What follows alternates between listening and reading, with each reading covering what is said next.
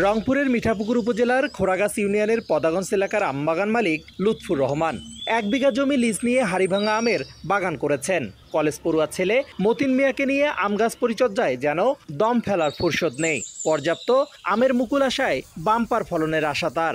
আম তো এবার ভালোই মূলেছি, এবার তো দেখা যাচ্ছে মোটামুটি ভালো। পোকা যাতে আক্রমণ না করতে পারে সেজন্য আমরা ঔষধ দিতেছি এবং গুটি যেন ভালো উপযুক্ত হয় এজন্য ভিটামিন দিতেছি।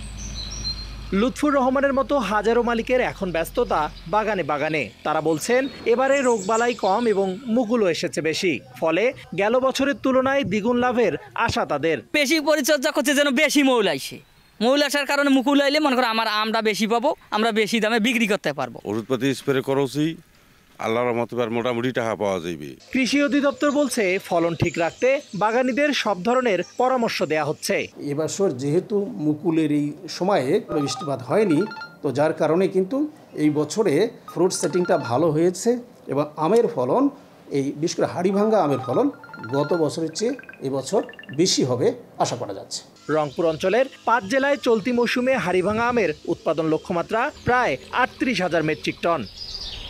জিআই পণ্য হিসাবে স্বীকৃতি পাওয়া হাড়িভাঙা আমের মুকুলে ছেয়ে গেছে পুরো আমবাগান।